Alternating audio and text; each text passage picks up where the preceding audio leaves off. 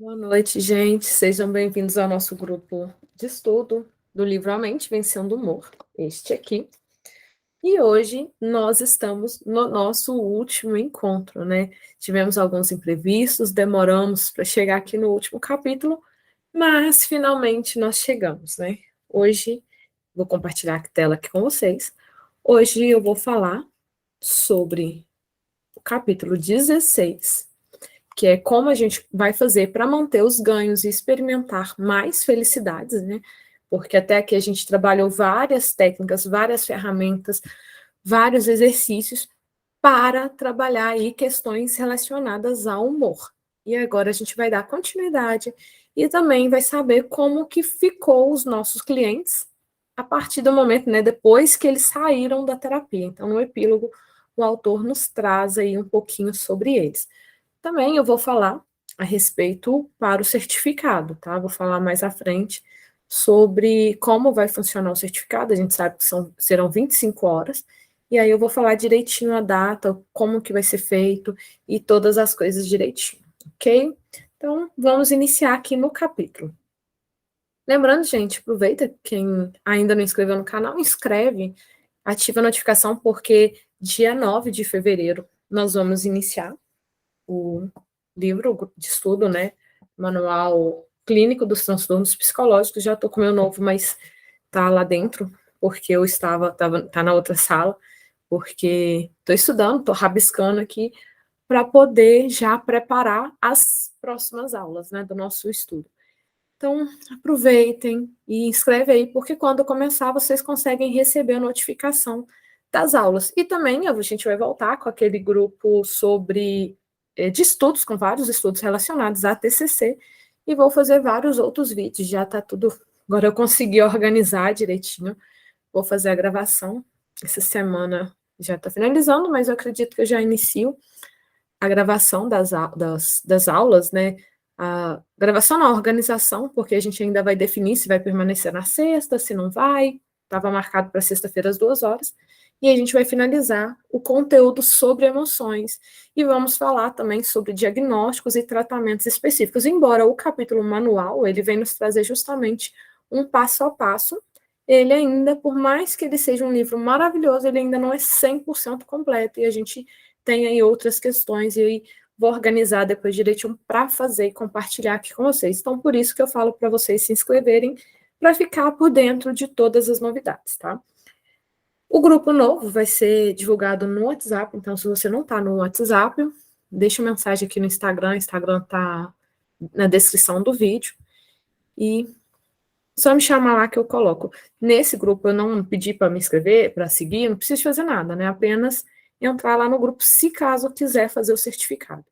Aqui eu estou passando as palavras-chave de maneira bem separadas, né? Mas o próximo vai ser bem diferente, vai ter as palavras-chave em todas as aulas, mas esse é um pouquinho diferente, então é preciso ficar um pouco atento durante a aula para vocês não perderem, tá?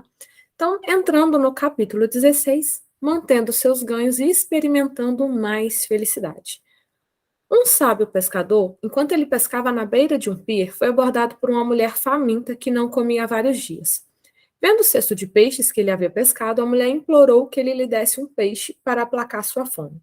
Depois de pensar por um momento, o pescador respondeu: Não vou dar nenhum dos meus peixes, mas se você sentar ao meu lado e pegar um caniço, vou ensiná-la a pescar. Assim você não comerá somente hoje, mas aprenderá a se alimentar pelo resto da sua vida. A mulher seguiu o conselho do pescador, aprendeu a pescar e nunca mais teve fome. E o nosso objetivo na TCC é justamente isso. Eu poderia simplesmente fazer algumas coisas, tomar algumas decisões do meu cliente e falar com ele: olha, muda isso, isso e isso. Mas eu não vou estar com o meu cliente ali no dia a dia. Ele quem vai estar lá, ele que vai. Por isso que nós não aconselhamos, porque eu posso dar um conselho, uma opinião minha formada, de acordo com o que ele traz para mim naquele momento. Mas ao sair do consultório, ele vai ter várias coisas, várias experiências completamente diferentes, e eu não vou estar lá. Então, ele precisa aprender, e esse é o objetivo da terapia, né, da TCC. Ensinar ele, pegar com ele, mostrar ele como faz, para que ele possa aprender. porque é como esse exemplo da mulher, nunca mais vai ter fome. Então, quando tiver qualquer necessidade, ele já sabe, olha, eu aprendi isso, isso e isso, então eu posso aplicar aqui novamente. Então, se você trabalhou até aqui nesse livro, provavelmente os estados de humor tenham melhorado. Então, se você trabalhou com você mesmo, eu falei desde o primeiro dia, aplica as técnicas em você, vai ter uma diferença, tá? Mas se você está aplicando só no seu cliente, você vai perceber que o seu cliente também houve uma mudança. E é importante a gente fazer com ele sempre, de tempo em tempo, e perguntar, olha, visto hoje até tal dia, você melhorou ou piorou? Como que foi? A gente vai ver também no epílogo a respeito da Marisa isso. Porque às vezes a gente vê tantos altos e baixos que você fala assim, ah, parece que não melhorou. Mas quando você compara uma certa fase da vida dela com outra fase, e você leva ela a perceber, não é a gente que tem que perceber, é o nosso cliente quem tem que perceber.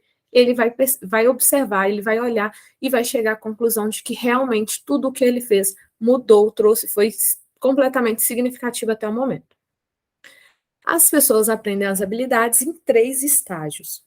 No primeiro estágio, você aplica as habilidades de forma consciente e deliberada. Escreve os registros de pensamentos, preenchendo semanalmente os cronogramas, planejando experimentos comportamentais.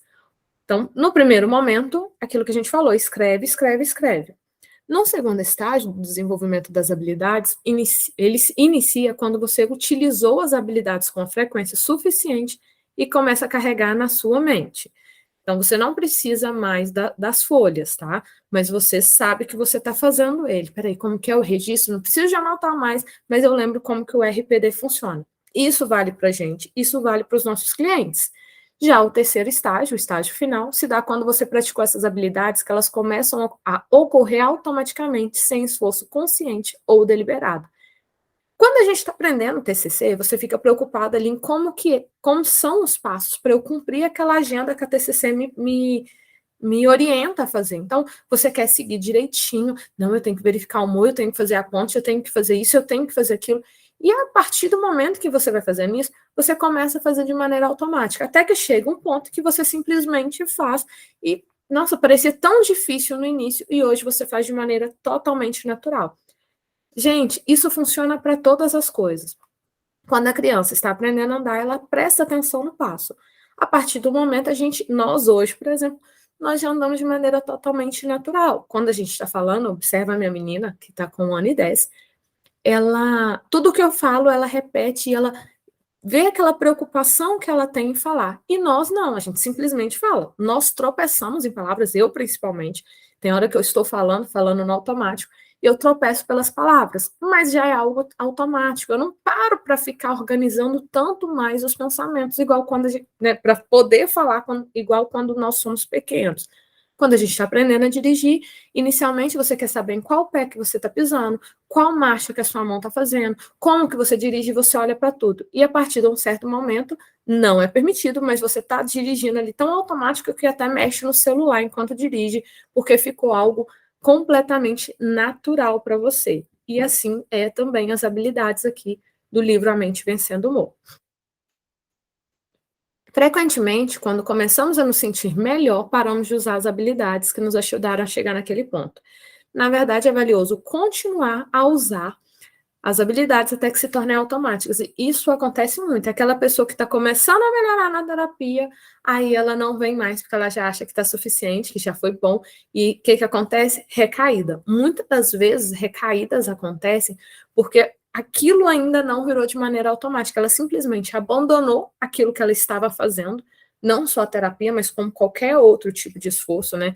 Pessoa, por exemplo, quer emagrecer, começa a ir na nutricionista, assim que emagrece, para. Comece a ir na academia para fazer algum exercício para ganhar massa ou para emagrecer, assim que alcança o objetivo, para. Não faz aquilo se tornar um hábito saudável. Alcancei meu objetivo, paro. E a gente sabe que quando eu alcanço meu objetivo, aí sim que eu preciso continuar para que aquilo se torne automático. Para que futuramente eu não preciso usar mais. Mas se caso precisar, eu já sei aplicar de maneira automática. Eu não preciso treinar tudo novamente, de novo. Mesmo quando começar a usar automaticamente, é possível que algumas vezes você ainda sinta os mesmos estados de humor que levaram a usar este livro. E nós somos humanos e é normal experimentar vários tipos de humor. Ao mesmo tempo, você deve experimentar uma variedade e intensidade de estados de humor é parte normal e valiosa da vida. Ao mesmo tempo, você deve estar alerta para notar se flutuações de humor normais se transformam no que é chamado de recaída.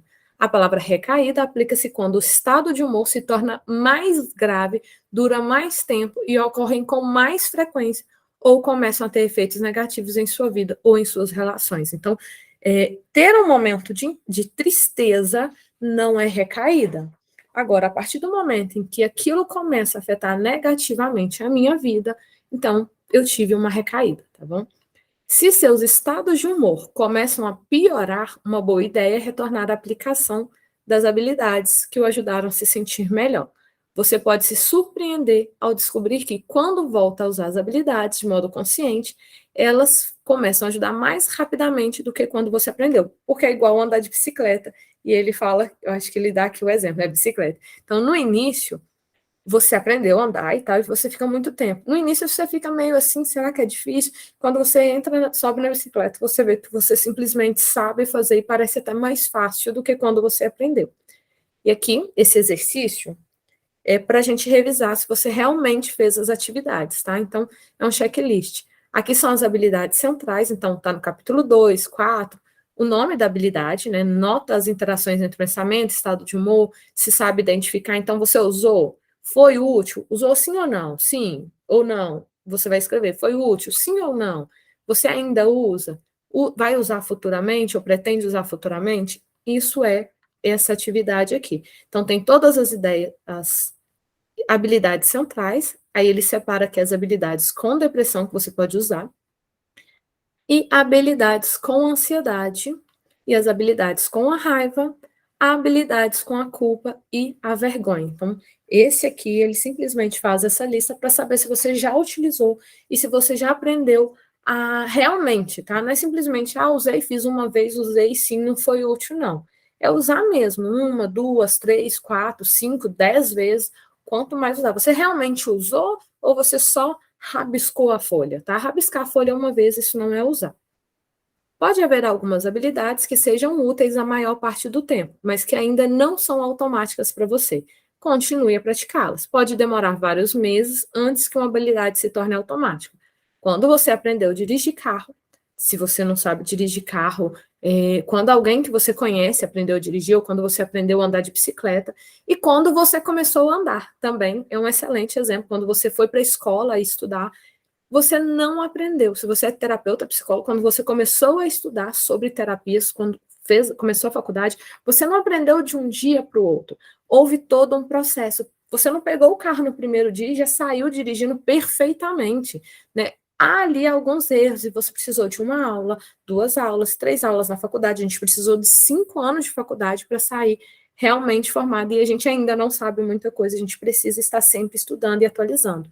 Então, pode demorar. Eu não vou conseguir adquirir essa habilidade de um dia para o outro. Eu preciso de prática, tá?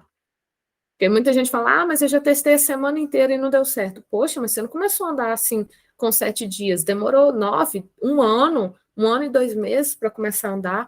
Então, tenha paciência e explique isso. É a nossa função psicoeducar o nosso cliente e falar que, infelizmente, não vai mudar de um dia para o outro.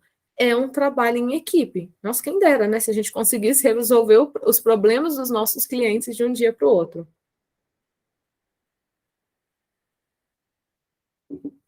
Um dos objetivos da folha é destacar as habilidades da mente vencendo o humor que você aprendeu.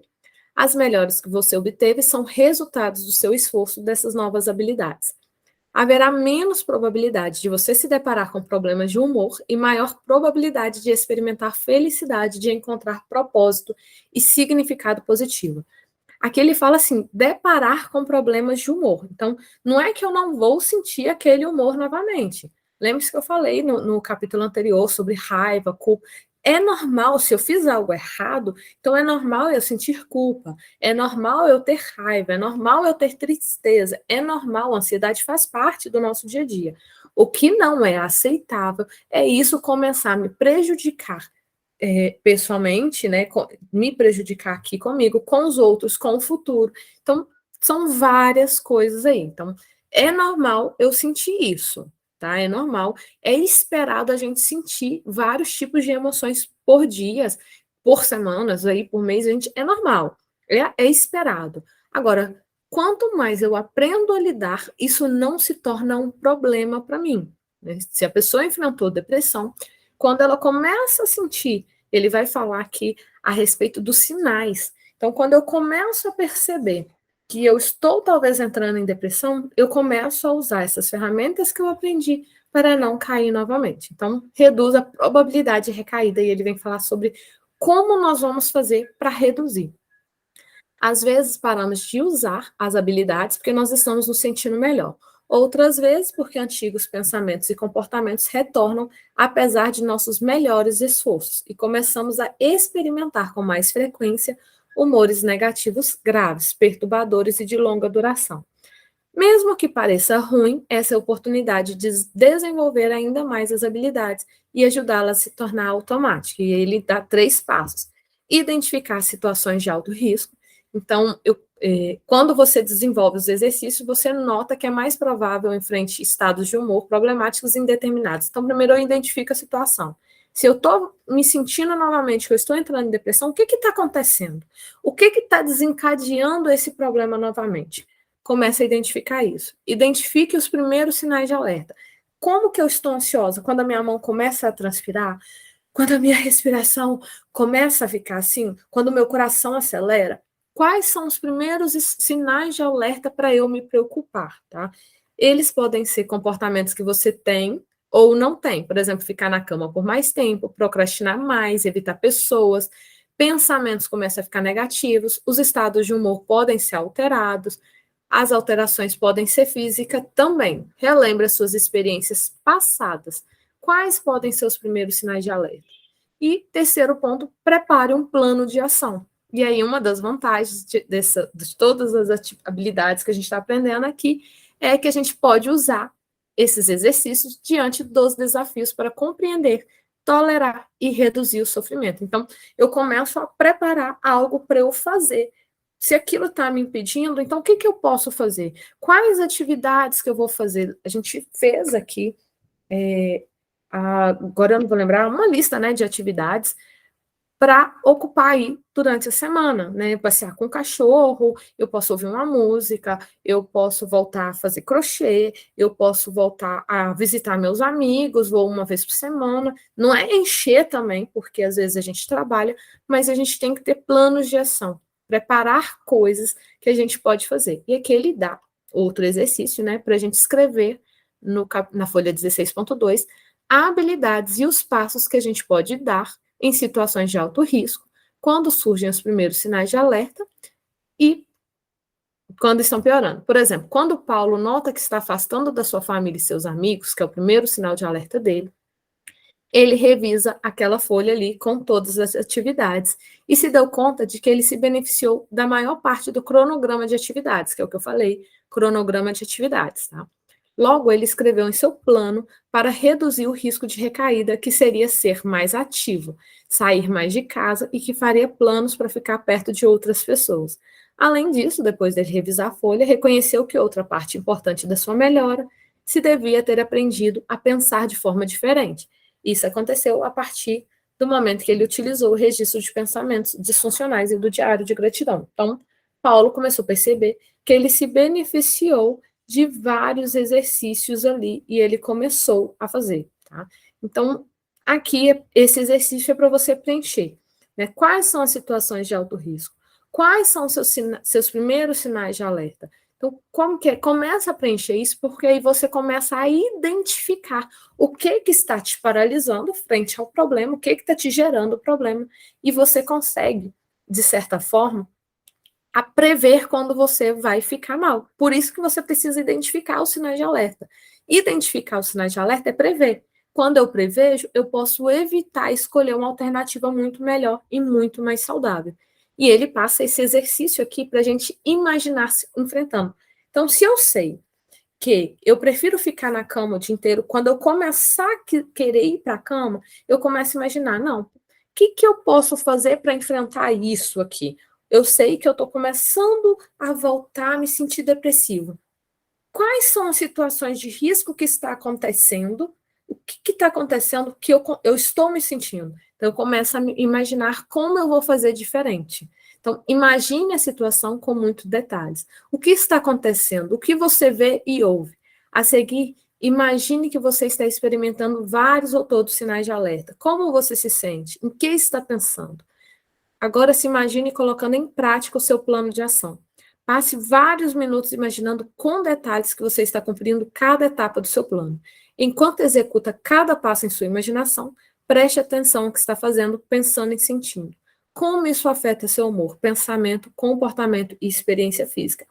Esse exercício de imaginar sempre, gente, o autor nos traz, imagine sempre, com muitos detalhes, com uma riqueza de detalhes muito grande. É melhor continuar a consultar o livro. Então, quando você pegar este livro, acabou o livro, deixe ele em algum lugar que você vá conseguir achar ele, identificar ele, se caso acontecer alguma coisa. Eles colocam aqui que pesquisas mostram que as pessoas que revisam e continuam a praticar o que aprendem têm menos probabilidade de recaída do que aquelas que interrompem a prática. Isso, gente, vale para qualquer coisa. Por exemplo, eu faço um curso de inglês. Se eu treino meu inglês, eu ouço música, vejo filmes em inglês, eu tenho mais probabilidade de falar mais fluente a cada vez que eu treino. Mas se eu fiz o curso de inglês, treinei, falo bem, e aí eu passo 5 anos, 6 anos sem falar nada de inglês. Eu não perdi a minha habilidade, né? Eu vou precisar treinar, eu vou precisar. Só que já não é mais a mesma coisa, porque a gente fica enferrujado. Então, quanto mais eu treino aquilo que eu aprendi, mais resultado positivo eu vou ter quando eu precisar, tá bom? A maioria das pessoas utiliza inicialmente as habilidades aprendidas no livro, né? Eu não vou ficar repetindo o nome toda hora, gente, porque eu acho o nome do livro grande, A Mente Vencendo o Humor, mas as habilidades do livro, para ajudar com estados de humor que as perturbam, como depressão, ansiedade, raiva, culpa ou vergonha. Essas mesmas habilidades podem ajudá-la a desenvolver maior felicidade. Lembrando, o livro citou depressão, ansiedade, raiva, culpa e vergonha. Somente 5 emoções aqui, né? Estados de humor. Mas eu sei que eu posso trabalhar com inúmeras outras, e ele vem trazer, inclusive, você pode trazer para trabalhar para desenvolver felicidade. Então, eu posso trabalhar com outras emoções negativas além dessas 5, e eu posso também utilizar para desenvolver emoções positivas. Ela é como um elevador. Ela pode te tirar do subsolo e levá-lo até o primeiro andar, ali no térreo. Porém, se eu quiser, eu posso continuar subindo para me sentir muito melhor, tá? Por exemplo, no capítulo 12, que a gente falou sobre crenças, né? Você aprendeu a usar o diário de gratidão, a expressar gratidão pelos outros e agir com gentileza. Essas práticas estimulam a felicidade. O capítulo 14 descreve como usar a imaginação positiva para manejar a ansiedade. A imaginação positiva também pode ser empregada para imaginar novas maneiras de ser. Quando você imagina ativamente novos comportamentos, é mais provável que consiga executá-los. Você pode usar a imaginação positiva para ajudá-la a criar mudanças positivas em sua vida. Quando quiser fazer mudanças positivas, pode usar os planos de ação no capítulo 10, experimentos comportamentais no capítulo 11, testar novas formas de fazer as coisas e ver o que funciona melhor para você. Prática de aceitação no capítulo 10, prática de aceitação, gente, é importantíssimo a gente aplicar em diversas situações, tá? Porque tem coisas que acontecem que você só tem que aceitar e pronto, acabou. Não tem como a gente fazer nada de diferente. Atenção plena, no capítulo 14, são métodos que podem ajudá-la a desenvolver maior sensação de bem-estar. Uma das 4 atividades também recomendadas para reduzir depressão é observar e valorizar pequenas coisas positivas, no capítulo 13. Saborear as experiências positivas quando você não está deprimido ajuda a promover maior satisfação da vida. E aí, o capítulo 16, ele é bem pequeno. Então, é praticar aí tudo o que nós fizemos, todos os exercícios que nós estudamos até aqui. E aí, gente, eu vou aproveitar esse momento para falar do certificado. Essa aula é bem pequena, mas, assim, é tranquilo, porque ela é só um resumo e uma lembrança de tudo que nós estudamos até aqui. O certificado, independente das aulas ter sido pequenas, de ter cortado, porque eu sei que eu tive alguns problemas, então, se não tivesse tido aqueles problemas, nós íamos continuar tendo as aulas, os encontros lá no Google Meet, mas eu tive um problema, e isso acabou que atrapalhou um pouquinho. Então, o certificado, ele vai ter 25 horas, que era o nosso combinado inicial, e ele não atingiu as 25 horas por causa desse problema que eu acabei tendo. Então, para não prejudicar o grupo, vou manter as 25 horas aí do certificado. Hoje, dia 26, eu vou deixar, deixa eu olhar aqui, porque eu deixei anotado. Eu falei que a partir daqui que terminar, eu vou mandar o link até sábado, tá? Eu não vou falar que eu vou mandar agora, no final da aula, porque eu não fiz a lista das perguntas, mas eu vou mandar até sábado o link lá no grupo. Nesse link, gente, presta atenção. Vou mandar um link e vocês vão preencher. Vocês têm até o dia 5 de março, mais de um mês. Hoje é 26, vocês vão ter mais de um mês para preencher esse link. Por que mais de um mês? Porque se você perdeu alguma aula, algum encontro, vocês vão ter tempo suficiente para acessar todo o conteúdo, todas as aulas passadas, entendeu? Então, vocês vão assistir, vocês só vão preencher o link uma vez, só uma vez. E você precisa de ter 70%. Então, são 16 questões, vocês têm que acertar 12 questões. São 16 questões porque é uma de cada capítulo.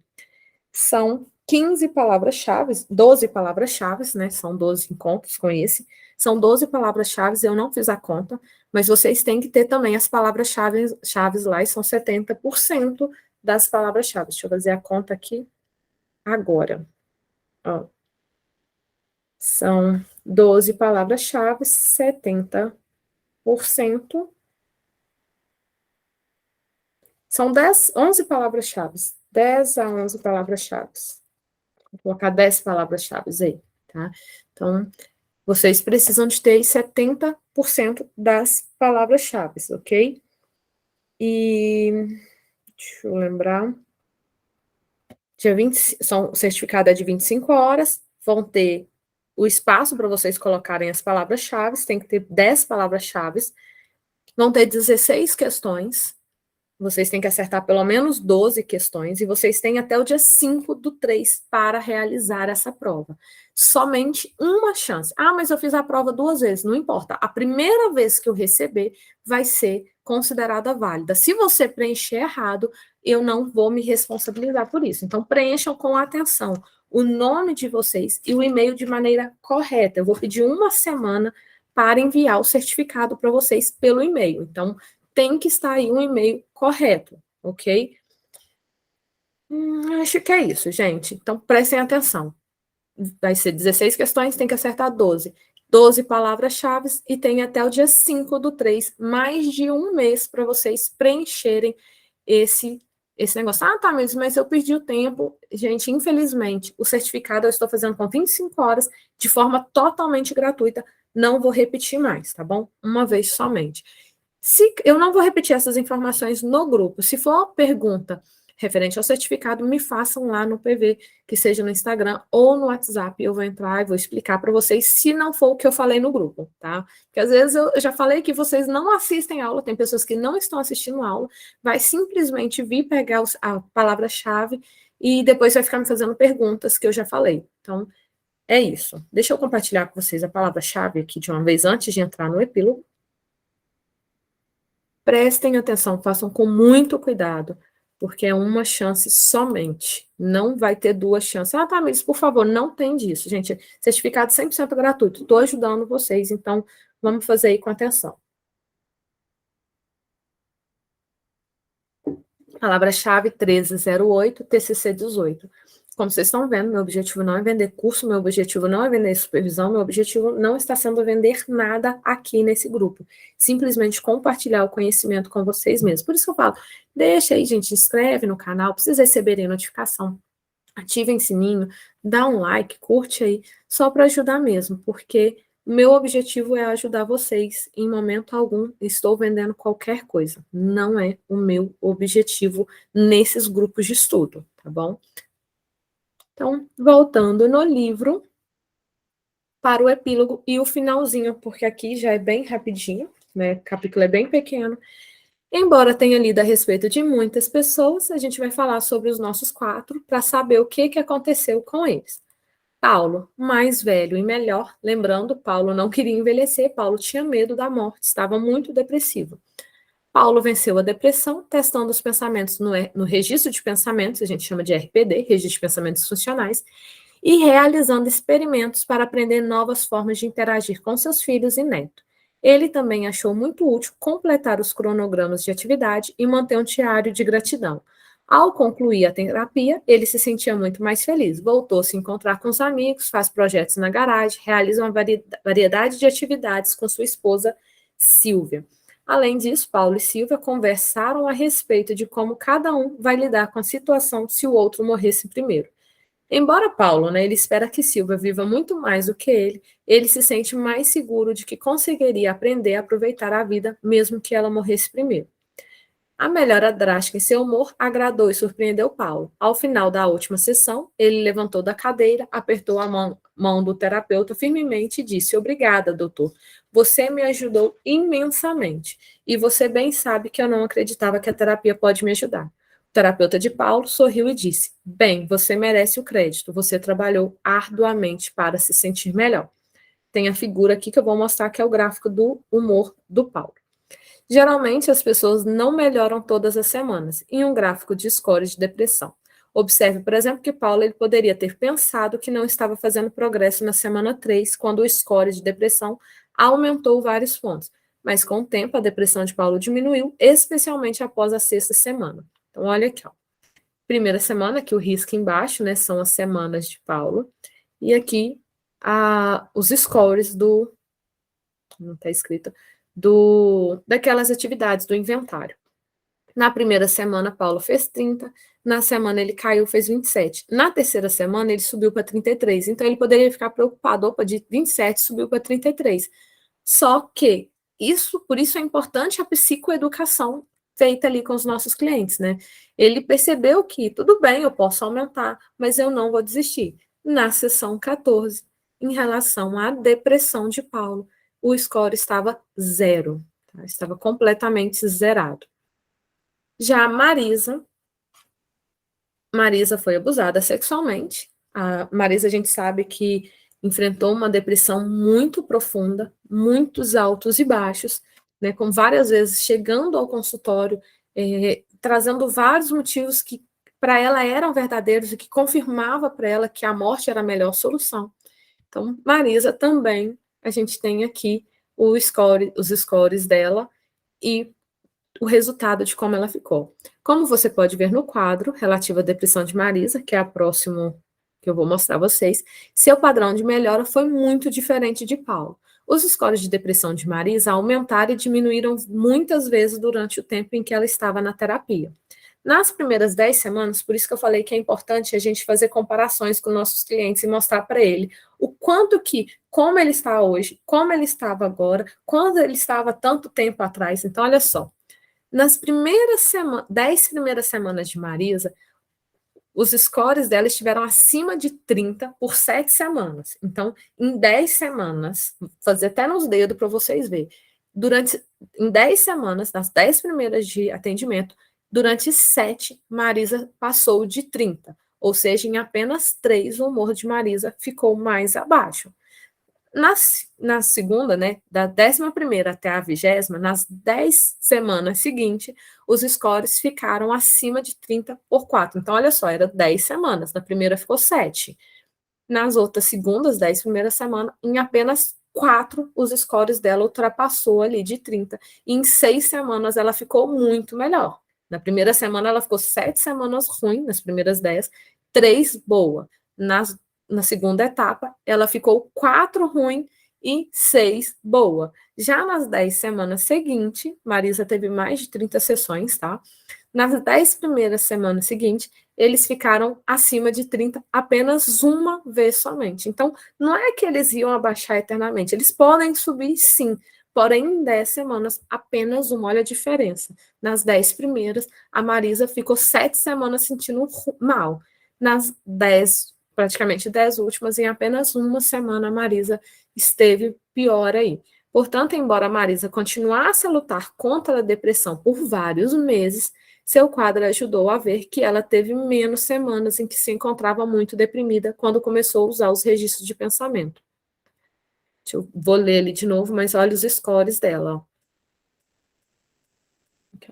Deixa eu ver porque aqui aparece para mim uma semana 10, tá aqui, ó. Marisa está com score 24, mas ela teve várias vezes aqui acima de 30. Da semana 10 aqui na semana 20, abaixou bastante. Da semana 20 até a semana 30, somente uma vez que em cima, e depois foi abaixando até Marisa aprender a lidar com isso, tá? Em uma sessão mais recente, então passaram, atenderam Marisa, fizeram essas sessões aqui tá marcando 36. Eu acredito que Marisa teve um pouco mais do que 36 sessões, e em uma sessão, mas aí finalizaram, porque nenhuma terapia é pro resto da vida. Nenhuma terapia. Ah, mas fulano foi diagnosticado com esquizofrenia. Tô nem aí, a terapia dele não vai durar para sempre. Não dura, gente, independente de qual transtorno é. Os medicamentos podem sim ser para sempre, mas a terapia, independente do diagnóstico, ela tem início, meio e fim, tá? Toda terapia tem fim. Ele pode voltar novamente? Sim, igual que a Marisa, ela volta novamente à sessão, ela volta novamente anos depois para fazer terapia e ela pode estar tudo bem, ela voltar para fazer terapia. Mas ela tem início, meio e fim. Então, vamos descobrir também o porquê que Marisa voltou novamente. Em uma sessão mais recente, Marisa já estava usando as estratégias de escrita em A Mente Vencendo o Humor há mais de 3 anos. Então, em uma sessão recente, há 3 anos atrás, Marisa fez terapia e recebeu alta. Porém, ela continuou utilizando as habilidades do livro. Ela está utilizando os métodos sozinha, embora retorne para ver seu terapeuta quando ela precisa de ajuda para resolver algum problema. Então, embora ela conseguiu ali aliviar e trabalhar bastante a questão da depressão, Marisa pode procurar terapia, porque nós temos várias questões pessoais na vida e a gente pode utilizar e pode fazer terapia, tá? Só não tem a necessidade de falar que vai ficar para o resto da vida por causa daquele problema. Marisa não teve qualquer tentativa de suicídio nos 3 anos anteriores. Olha que evolução. 0 tentativa de suicídio. Não se sente culpada nem envergonhada em relação à história de abuso na infância. Lembre-se, né, nas sessões passadas, né? Nos encontros passados, capítulos passados, ela começou a entender que ela não era culpada, que ela não tinha culpa nenhuma de ter sido abuso. Está se saindo muito bem no trabalho, recebeu avaliações positivas do seu supervisor. O seu segundo filho entrou na faculdade e, com os 2 filhos morando fora de casa, ela se mudou para um apartamento menor em um prédio, onde pode cultivar um jardim. Marisa está morando sozinha pela primeira vez em sua vida. Ela fez novos amigos e se sente com mais esperança em relação ao seu futuro. Márcia, a gente viu que ela teve uma mudança muito grande nos capítulos passados. Então, como a gente ficou sabendo, no capítulo 11, ela obteve sucesso na superação dos ataques de pânico. Márcia identificou as situações físicas que davam medo. Com a ajuda do terapeuta, Márcia construiu explicações alternativas para essas reações. Márcia realizou inúmeros experimentos para reunir informações e testar as crenças catastróficas ou explicações alternativas que combinavam de modo mais adequado. Com o tempo, Márcia tornou-se confiante de que as reações físicas que experimentava eram alimentadas pela ansiedade e não por perigo físico. Ela aprendeu e praticou inúmeras estratégias para reduzir a ansiedade. Ela já estava voando confortavelmente poucos meses depois de iniciar a terapia. Márcia, ela tinha ataque de pânico e não ia aceitar a promoção. Ela aceitou, então, a promoção e conseguiu aí modificar completamente aquela ansiedade que ela tinha frente a isso.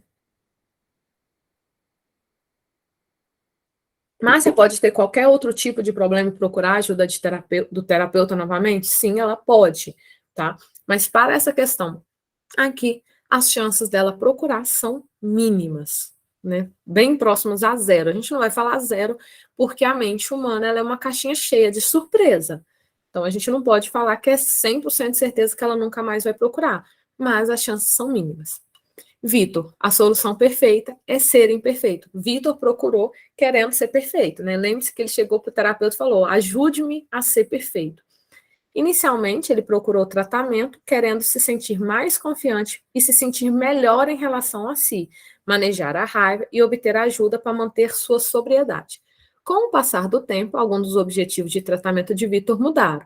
Ele permaneceu firme em seu compromisso de manter a sobriedade. No entanto, começou a se dar conta de que os seus problemas com a raiva, a depressão e a ansiedade estavam ameaçando seu casamento.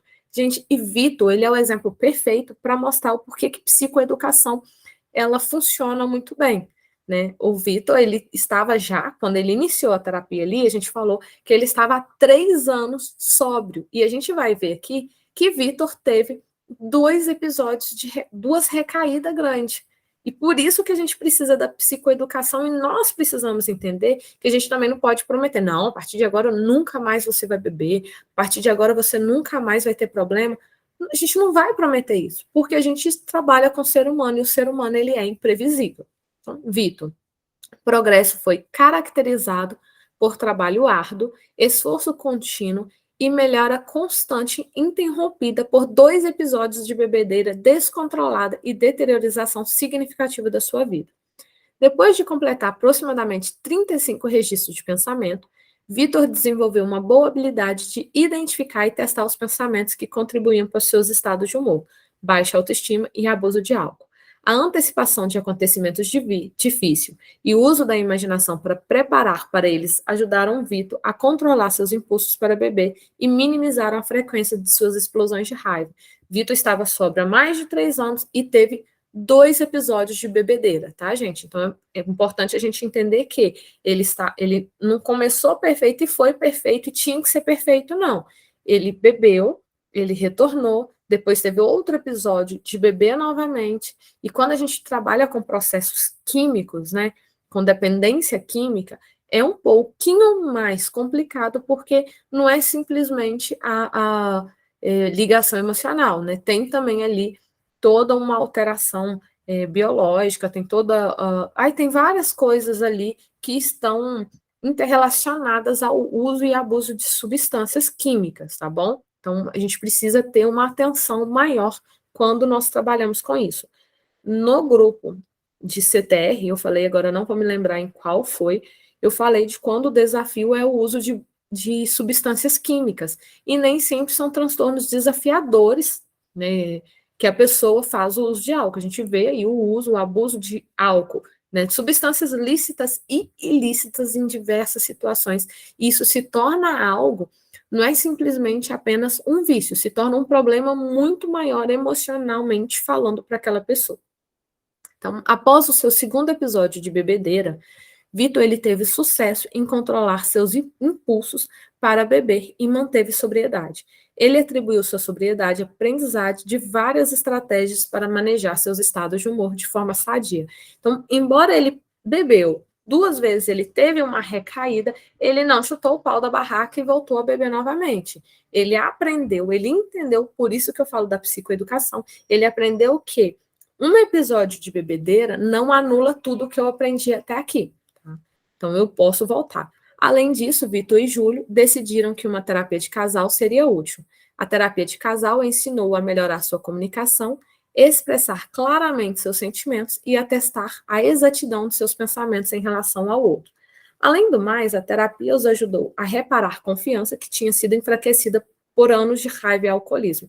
Então, ele terminou, finalizou a terapia dele individual, ele e a esposa decidiram fazer terapia de casal. Então, ele mudou o foco completamente da terapia. Por isso que eu falei, a pessoa pode, a partir depois de anos, resolver fazer terapia, mas o foco do que ela busca hoje geralmente é diferente daquilo que levou ela há anos atrás. Por mais que a pessoa volte a falar, eu estou com depressão, a depressão que ela volta agora não é a mesma que você trabalhou com ela anos atrás, né? Vamos colocar ali a questão do câncer, a pessoa tem um câncer, e aí fez toda uma quimioterapia, e o médico fala assim, olha, houve a remissão desse câncer e aqui acabamos, conseguimos queimar todo esse câncer e acabou esse câncer.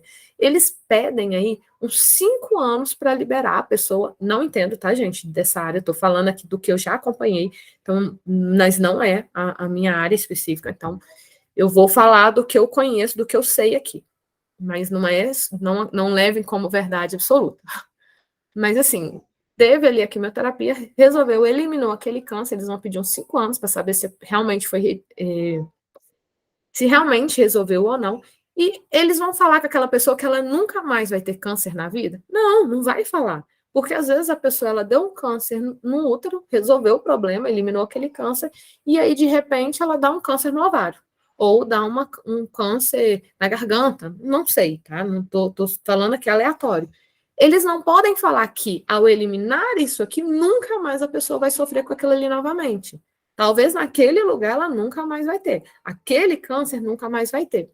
No mesmo jeito, questões emocionais, tá? Estou fazendo uma comparação para a gente entender como você vai psicoeducar o seu cliente. Eu não posso falar com ele que nunca mais ele vai ter depressão na vida. Eu não tenho como garantir. Porém, se nós fizemos um bom trabalho junto, nós, não sou eu quem faço nada, somos nós, eu e o meu cliente. Se a gente fizer um excelente trabalho, essa que a gente trabalhou agora, ela não vai voltar. E por que nós ensinamos os nossos clientes a trabalhar com várias ferramentas para eles aplicarem na vida ali fora do nosso consultório? Para que, se caso ele começar a perceber os sinais novamente, igual Paulo, igual Marisa, igual o Vitor, a gente está trabalhando aqui, quando eles começam a identificar, eles podem aplicar as técnicas tudo novamente. Ou igual Marisa, posso procurar agora novamente o meu terapeuta para falar, olha, eu estou com tal problema, me ajuda antes que piore. Então, isso é importante a gente fazer tudo numa psicoeducação, para que o cliente ele entenda que ele não precisa ficar em terapia por resto da vida. E se for preciso, amanhã ou depois ele vir fazer umas sessões esporádicas, ele pode também fazer. Né? No caso de Vitor, ele decidiu fazer terapia de casal com Júlia. Em vez de tentar ser perfeito, Vitor trabalhou a aceitação de suas imperfeições e continuou a reunir e revisar os dados em seu novo registro de crença nuclear, estudamos no capítulo 12, para manter consciência de sua competência. Vitor atribuiu a continuidade de sua sobriedade, a melhora em seu casamento e a maior sensação de felicidade e as estratégias desse método. Aqui é o que ele fez, né, o diário aqui de registro de crenças nucleares. Eles começaram aqui a fazer, ele começou a fazer. Então, aqui a gente finaliza o nosso livro. Capítulo 1 descreveu como uma ostra transforma um agente irritante em uma pérola valiosa. Então, a gente vai terminar utilizando aí o mesmo que nós iniciamos no capítulo. Esperamos que a mente, vencendo o humor, o tenha ajudado a adquirir novas habilidades para transformar agentes irritantes e problemas em sua vida em novas estratégias de enfrentamento e pontos fortes. Você agora tem maior capacidade de avaliar os pensamentos, manejar os estados de humor e a mudar a sua vida. Então, gente, é isso. Finalizamos aqui o nosso livro. Aqui tem os apêndices, tá? Índices de referência, caso vocês queiram utilizar as folhas. Aqui tem todas as folhas, ó. As folhas de exercício, várias folhas de exercício. Vocês podem copiar, tem várias folhas aqui, ó, que vocês podem imprimir. Realmente são várias. Tô olhando aqui o tanto que tem. Nem eu cheguei a olhar quantas folhas são de cada exercício. Então, realmente tem várias aqui, ó. 9.2, me parece que são mais de 10 folhas aqui, ó, que eles compartilham pra gente, para você imprimir, caso você precisar. Gente, finalizamos aqui. Vou compartilhar de novo a palavra-chave. Eu agradeço, né, quem assistiu até aqui, quem acompanhou, peço desculpa porque nós tivemos os imprevistos, altos e baixos, mas conseguimos chegar no fim. Finalizamos a mente Vencendo o Humor. Compartilha, deixa nos comentários, deixa lá no grupo do WhatsApp, deixa lá no grupo do Telegram, o que vocês acharam do grupo, se ajudou, se contribuiu, se não contribuiu, se vocês gostaram, se vão participar, né? Quem quiser participar do novo grupo, entra lá no grupo do WhatsApp, se vocês têm Se vocês estão no grupo, né, do WhatsApp, do Telegram, vocês me mandam uma mensagem lá, falam, quero participar do grupo novo. Se não, manda mensagem no Instagram para entrar lá, eu mando o link do grupo do WhatsApp e a gente finaliza aqui, inscreve no canal, deixa a sua curtida aí para a gente continuar crescendo juntos, tá bom? Gente, muito obrigada por quem assistiu. Finalizamos esse grupo e nos encontramos no próximo grupo, que é o Manual Clínico dos Transtornos. É a nova edição, tá, gente? Mas o meu livro não está aqui, meu livro está na outra sala. Então, este é o livro. Esse aqui é baseado no DSM-5, nós vamos utilizar baseado no 5TR já, que é a nova edição aí. Então, é isso, e até dia 9 de fevereiro, lá no grupo, depois eu vou mandar o link com todas as informações, tá? Se você não assistiu, assiste essa aula completa para falar, para ver, né, quais são as regras aí do certificado. Vou mandar o link depois, até o final de semana. E é isso, gente. Obrigado. Uma ótima noite para vocês e até dia 9 de fevereiro no grupo novo ou nos outros vídeos que eu vou estar postando aí falando sobre emoções. Tchau, gente. Boa noite.